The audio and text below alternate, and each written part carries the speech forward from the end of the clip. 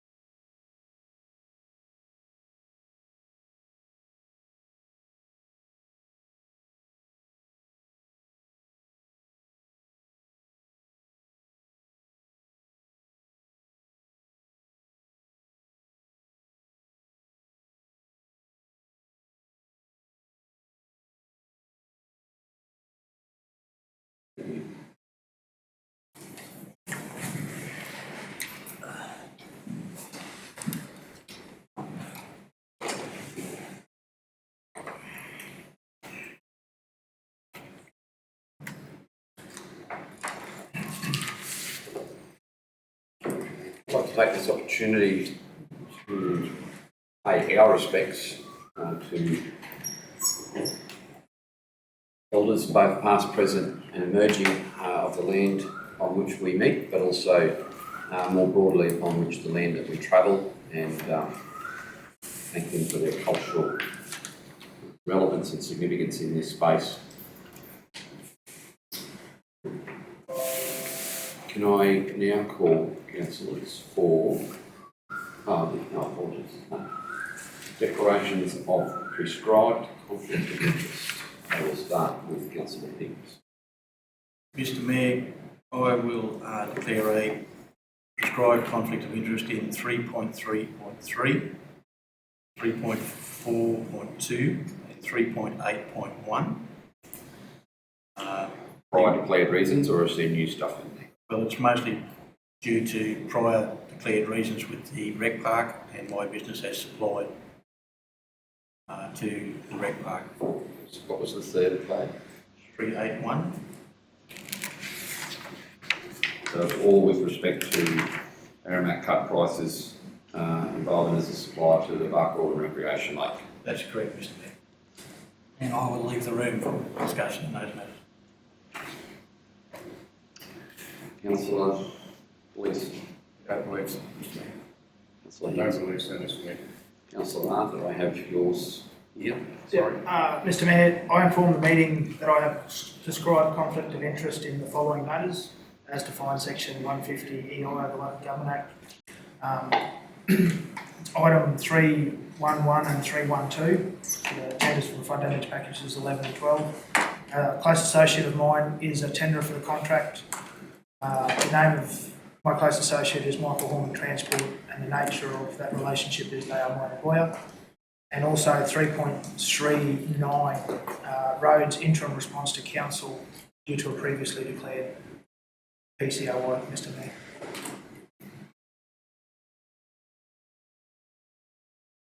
Thank you, Councillor Arthur.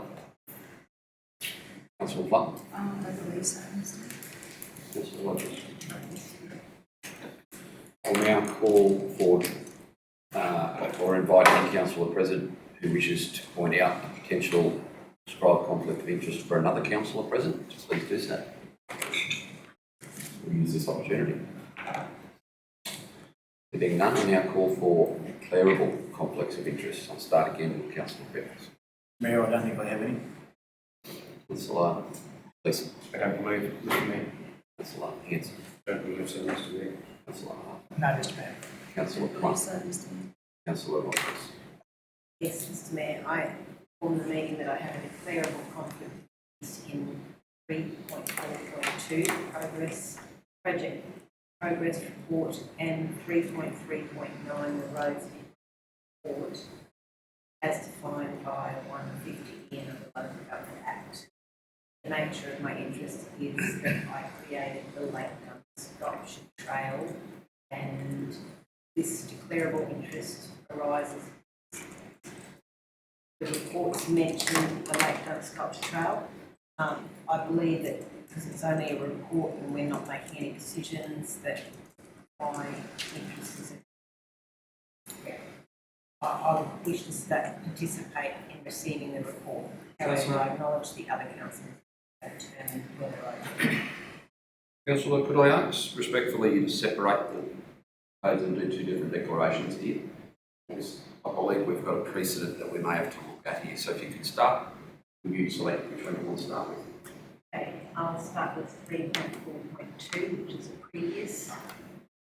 previously declared. Progress report. Yeah. I move that Councillor Rogers, I'm happy to move that Councillor Rogers remain in the room for the purposes of receiving and discussing project progress report. Is there a seconder? Councillor Gleeson, is there someone against? Therefore, those in favour? Carried 6-0, which is in line with the previous resolution, so I probably didn't need to do that. Councillor, your next declaration is with respect to agenda item 339, is that correct? 3.3.9, the roads interim report, and it's saying it mentions that it's to do with the Lake Gun Sculpture Trail. Councillor, I wasn't of the opinion previously that you had a prescribed conflict of interest in this matter, but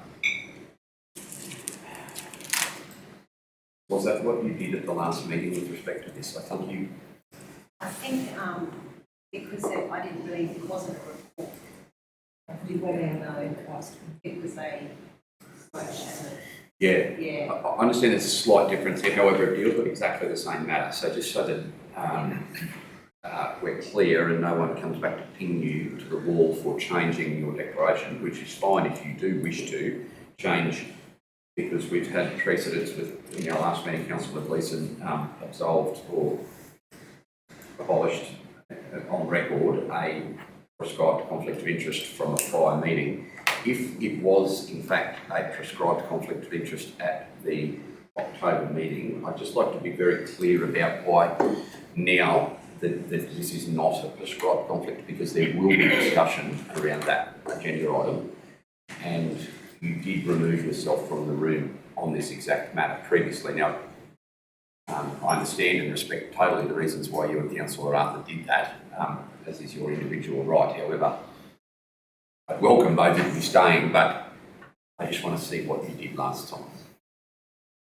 Mr Mayor, I think the difference to me is that last time it was a motion where there could be a decision made, whereas today it's just receiving a report. So last time you declared a conflict of interest, but volunteered to leave. You didn't. Yeah. We didn't leave it in our hands. Is that right, Brett? Yeah, last time. That's right.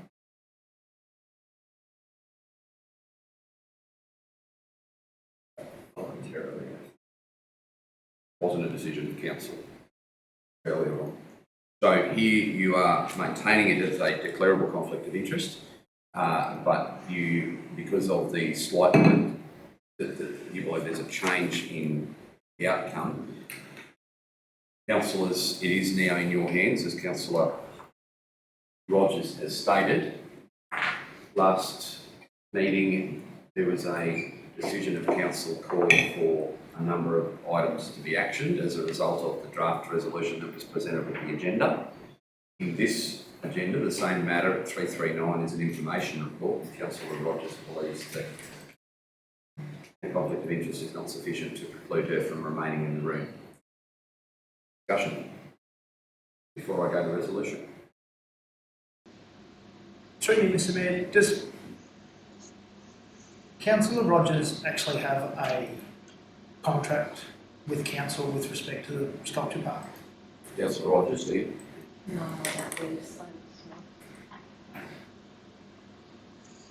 Previously, Councillor Rogers has erred on the side of caution because the sculpture trail could be deemed by King Salmon Orders as a promotion of their business scrap metal dealer, and so has been, in my opinion, ultra conservative in that respect. But I respect that all of you are ultra conservative given the OIA's extreme imposition into this council's activities. So you're most proper in doing so.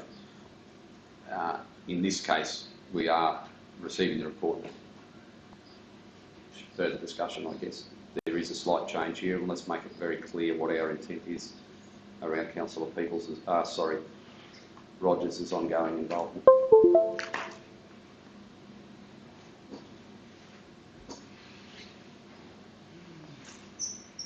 Mr Mayor, in my opinion, it's a difficult one because my personal opinion is I can't see how Councillor Rogers is gaining by any decisions made on that road any time.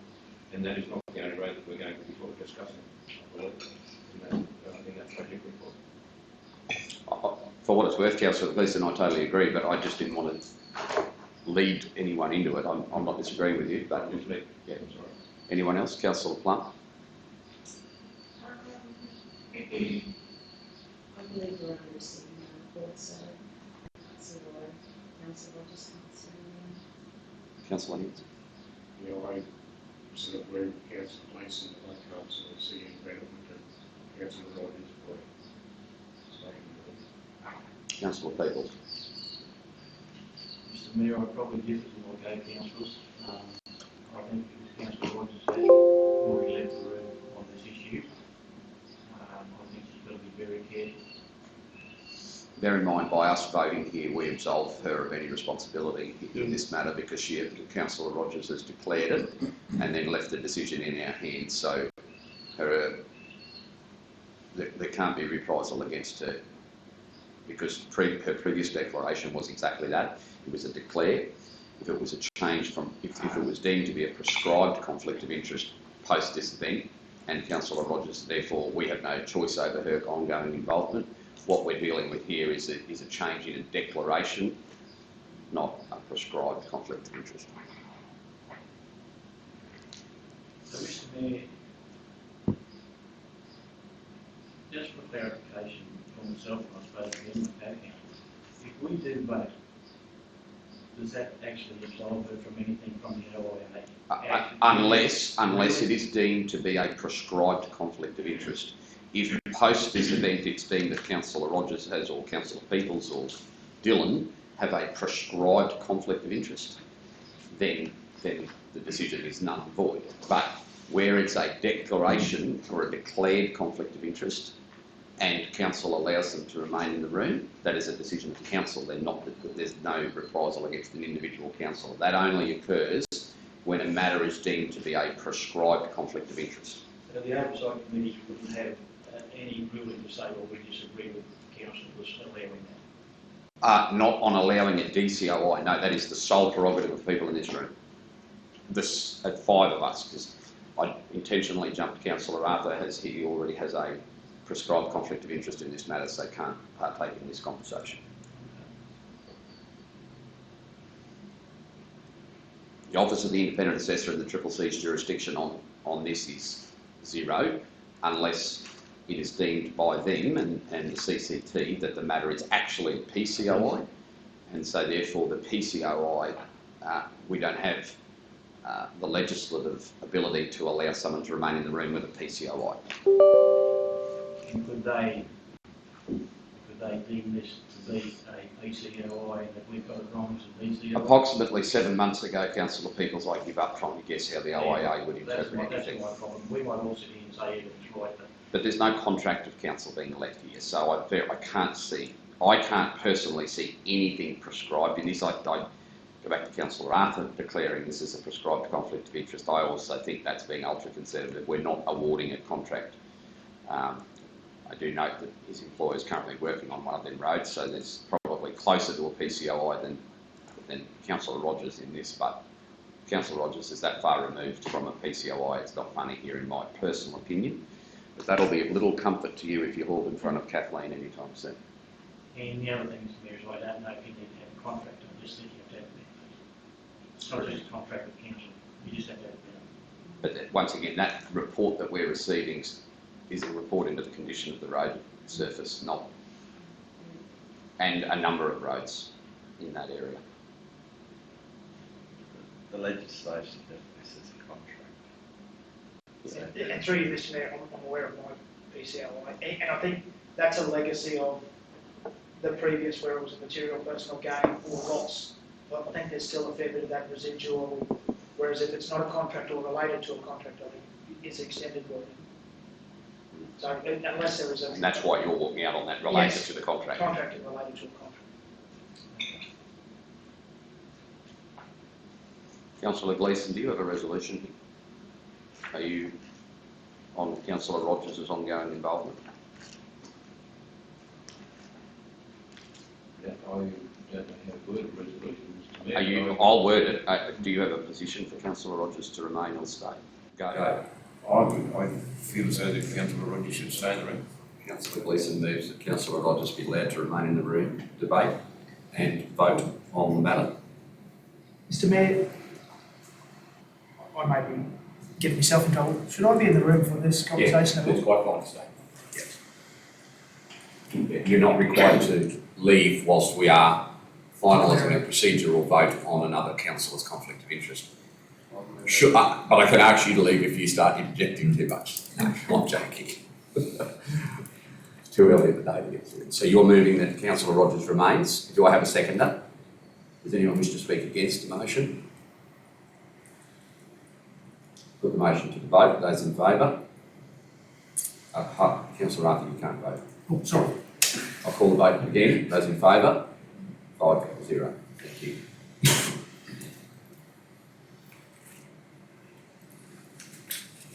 Does any councillor present wish to highlight a potential declarable conflict of interest for any other councillor present? Very good. Thank you. Confirmation of the minutes. Can I please have somebody confirm our 19 October GM minutes, please? That they be received, sorry. Councillor Plum, seconded. Councillor Rogers. In favour? 7-0. Are there any amendments, alterations, or matters to be corrected? If there are none, can I please have somebody move that they be confirmed? Councillor Peoples, seconded Councillor Hens. In favour? 7-0. Councillors or staff, does anyone have a petition to present? Okay, confidential reports. Councillor Arthur has a PCOI in item 311. Councillor, are you fine to stay up for the two of them? You don't want to come back in and leave? That's fine, Mr Mayor. You have in front of you, sorry.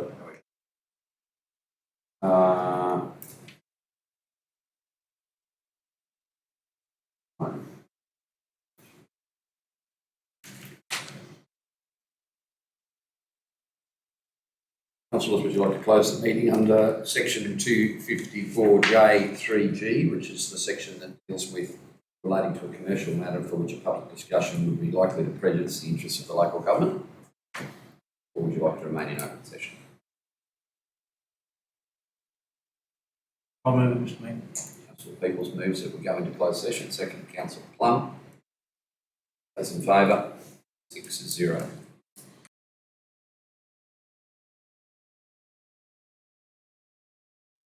All right, we're returning to open session. Do I have a resolution, please, or a mover to move the resolution on the screen? Councillor Peoples moves. Councillor Plum seconds. Is there debate? Those in favour? 6-0. Agenda item 312.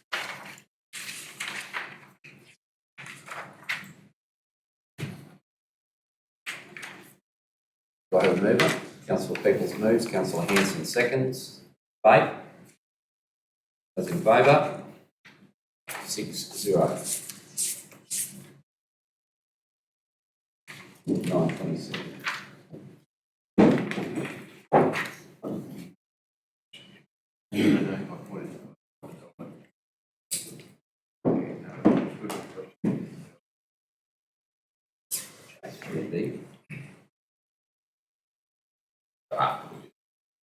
Can I have somebody move my report? Oh, I'll move that my report be received. Seconded. Councillor Gleeson, those in favour? Carried 7-0.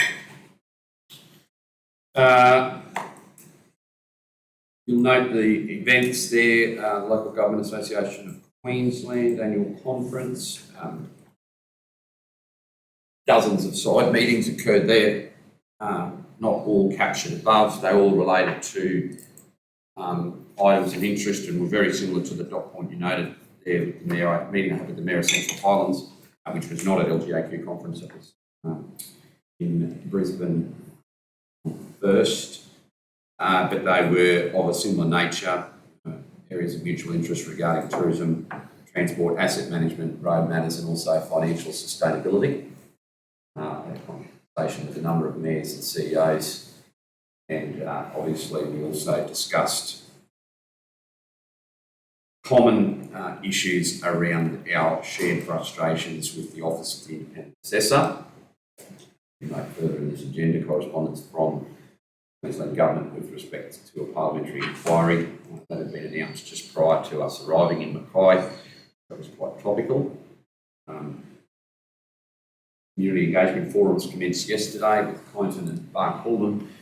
Full report obviously will come to a future meeting, but whilst quality certainly outweighed quantity at Kyneton. It was a really fantastic conversation. And then here in Barcaldine we had extremely good attendance, I felt. Numbers were really good. Some hard questions, but good questions, and some really good conversation around a number of key topical issues, which we'll discuss more properly when we have a full report. I was an observer at the first meeting of the Western Queensland Alliance Council Sustainability Framework submission. There's some really interesting thoughts there around some of those assessment matrices, and we've also been granted a subsequent extension to the 30th of November, which will be quite beneficial because that will allow for a little bit more considered. I guess probably the conundrum for that working group that I see it is it's not actually on a technical basis, it's on a political basis about being opposed to something, so therefore recommending that matrix not be considered. But yet, in the back of my mind, and probably in the back of some of the finance officers that are there as well, it's the fact the government's not going to not want that one. So it's about how you make that matrix a little bit more relevant. And one of them, for example, is that they're proposing a debt per capita ratio. CRNI and finance officer loosely are of the same opinion that a more relevant ratio is a debt per rateable assessment. Our only ability to levy revenue is on the basis of rates, not on the basis of our population. And so is every other local government in that respect. So we just sort of don't see the relevance of a debt capita ratio. That said, when the figures are run high level, council passes 5-7, and the debt per capita ratio we're well in front of. I don't think it'd matter how you develop the debt ratio, Barcaldin's going to pass it because we have borrowings substantially, are not substantial in context of other LGs. So yeah, still a lot of technical stuff to watch there. But I do think that there was some really good discussion in that framework committee and some really good finance officer, Burke as a former auditor, as well as Brett. So there's really good balance of people on there who are looking at it from the really, really, really small councils, as one of them proposed them to be called, to councils whose staff are on there as coming from an audit perspective, and how difficult it will be to audit such a large number of ratios. So, yeah, I'm not the technical person on that group at all. I'm only an observer, but I am interested in how the politics of the way the report is put together. But nothing that I've seen would fly contrary to the way council views itself in terms of sustainability, and we'll wait for that draft report with interest. I was going to make the point, Mr Mayor, debt per capita is probably unfair to a small council like ours, but it's, you know, when you think of a Diamantina that might have 150, population, it's even unfairer again, isn't it? So Yeah, they've probably got less rateable notices than they've got people though. Yeah. As we do. But in terms of, like, the point is financial relevance of a ratio. And I think that's the thing we've got to capture here is we can't levy on the basis of a population, but we can levy. And so if you're looking at your recoveries in direct reference to your inputs, people mean nothing in terms of a financial sustainability, but rateable notices do them. You can levy your debt, and it's really particularly important when you have a Longridge context where they've borrowed on behalf of ratepayers for their wild dog fencing, and council have done this here, or former councils have done that for the rural electrification scheme. The debt is directly attached to the rateable properties. So what's the basis of calculating a matrix on population when you're borrowing on behalf of and distributing funds towards landowners or property owners? So, yeah, not one to die in the wool about, die in the ditch over. The point for the Telstra, this is effectively something that will be discussed in our budget workshops. There is some issues in Muttaburra. The new batteries there in the phone tower are only 2 years old and they are now destroyed. 18 separate power events in Muttaburra have caused them irreparable damage, so they'll be replaced or are in the process of being replaced, possibly already have 4, I'm not sure, but they are very worried about that ongoing. So I've given them an undertaking that we'll communicate to Ergon and share their concerns. Also, some very clear strategic thinking around improved mobile service coverage to the northeast of Aramac, particularly the Adelong Tower, and which is currently just a landline booster tower, and also the other one that's on the top of the jump up on the Jericho Aramac Road. It's got a weird name. It's not relevant to the property, so I just can't think of the name of the tower. They're really keen to work with council to submit mobile black spot funding in the next round, and possibly RCP, which is the funding grant stream that we got Alpha connected to, fibre to the curb. They believe that would fill in a big black spot there. It'd help, and not with small cells. They think full on large scale 4G base stations. How will be their chief cost? So they think that there's a possibility there if council's prepared to work with them. So we've had two separate meetings about working up the engineering side of that and costings. So if in your travels, councillors, you are talking to people in that area, it'd be really good to glean some stories about how it could be beneficial from an education or to agriculture or road inspections or whatever it might be, as well as the sculpture trail. We will be seeking letters of support from property owners. Paul, they'll no doubt come back to you at some stage. There may be a contribution required from council, but that would only be under the RCP, not the mobile black spot. That's the only thing that usually proponents recommend or request through the mobile black spot is council to waive the DA fees. Other councils have quite correctly identified that when the telecommunication companies put in their application, part of that is an application to the government for consideration. One of the line items in their budget is DA fees. So by waiving it, you're only just alleviating them of an expense that they've already been costed to receive. So, one to watch. Where's that second tower, Mr Mayor?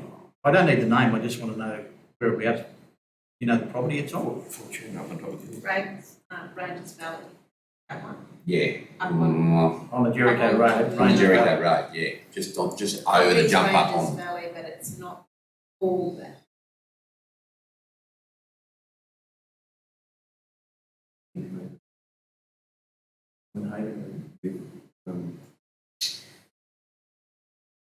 Ivy Leaf, on the top of the hill opposite Ivy Leaf. It's called Jersey. Ivy Leaf? Jersey Receiver TR is the name of the TR. Right on the side of the road, like, can't get any closer to the road. No access required. It's just literally right there on the southern side of the road. Past Ivy Leaf.